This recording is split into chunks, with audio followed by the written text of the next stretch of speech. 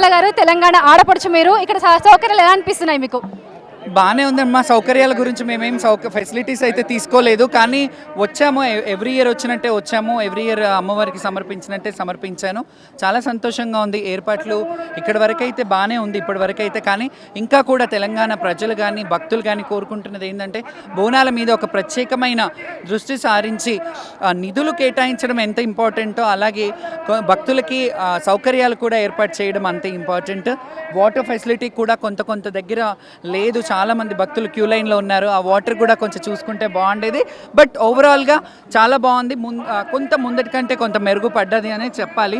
కాకపోతే కొంత సమయం వల్ల కొంత విఐపీల తాకిడీల వల్ల కూడా కొంత భక్తులు ఇబ్బంది పడుతున్నారు. అది కోఆర్డినేషన్ చేసుకుంటే సరిపోతుంది. ఎందుకంటే ఆలయం చాలా చిన్న ఆలయంలో మనకి ఆ స్పేస్ కూడా లేదు. ఎవరిని అనడానికి లేదు, ప్రభుత్వాన్ని అనడానికి లేదు, ప్రజల్ని అనడానికి లేదు. అమ్మవారి మహిమ ఉంది కాబట్టి ఇంత జనాలు తండోపతండాలుగా వస్తున్నారు కాబట్టి కొంత సంయమనంగా పాటించాలి, భక్తులు పాటించాలి, అలాగే వచ్చే వాళ్ళు కూడా పాటించాలి. అమ్మవారి ప్రతిరూపంలో కనిపిస్తున్నారు. అమ్మవారి అలంకరణ ఎలా అనిపించింది మీకు? అమ్మవారి అలంకరణ అసలు దేవాలయాన్ని అలంకరించారు. అసలు రెండు కళ్ళు సరిపోవట్లేదు చూడడానికి.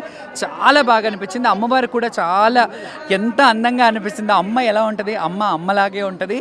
చాలా బాగుంది. బిడ్డలకు తల్లిని చూస్తే ఎలా మురుస్తామో తల్లిని చూస్తే బిడ్డలు కూడా అంతే మురుస్తారు. మీరు ఇలా బోనాల పండుగ రావడం ఇది కంప్లీట్. అసలు బోనాల పండుగ మీరు వస్తేనే కంప్లీట్ అవుతుంది. సో మధుప్రియ గారితో కలిసి వచ్చారు మీరు, ఆమెతో కలిసి బోనం సమర్పించుకున్నారు. ఎన్నేళ్ళుగా మీరు వస్తున్నారు? అంటే నేను చాలా ఇయర్స్ నుంచి వస్తున్నాను. చెల్లికి కూడా మధ్యలో వస్తుంటుంది. బట్ ఈ సంవత్సరం తను లాస్ట్ ఇయర్ నుంచి నాతో పాటు ఇద్దరం కలిసి రావడం బాగుంది.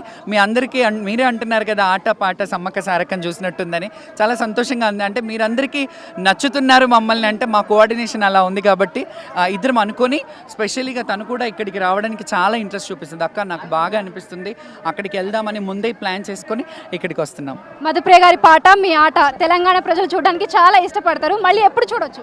ఖచ్చితంగా అవకాశం వచ్చినప్పుడు, సందర్భం వచ్చినప్పుడు మేము ఎక్కడో ఒక దగ్గర కనిపిస్తూనే ఉన్నాము.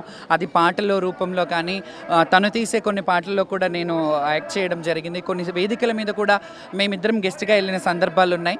సో ఖచ్చితంగా జనాలు తలుసుకుంటే, ఎవరైనా ఈవెంట్స్లో కలుసుకుంటే తప్పకుండా కలుస్తాం, మళ్ళీ మీకు కనిపిస్తాం.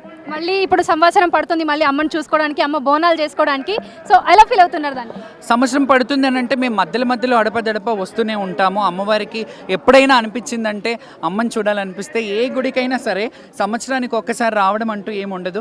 మధ్యలో కాకపోతే బోనాలు, ఈ మొక్కులు ముడుపులు అన్నీ సంవత్సరానికి ఒకసారి సమర్పిస్తాం. కానీ ఎప్పుడైనా అమ్మ పిలిచింది అనిపిస్తే మాత్రం ఖచ్చితంగా వచ్చేస్తూ ఉంటాం. నవరాత్రిలో కావచ్చు, మధ్యలో కావచ్చు, మనసుకు ఎప్పుడైనా అమ్మ పిలుస్తుంది అనిపించినప్పుడు ఖచ్చితంగా వస్తాము. అండ్ థ్యాంక్ యూ మీ ప్రేక్షకులకు కూడా అందరికీ బోనాల పండుగ శుభాకాంక్షలు. థ్యాంక్ యూ సో మచ్ అండి. Thank you.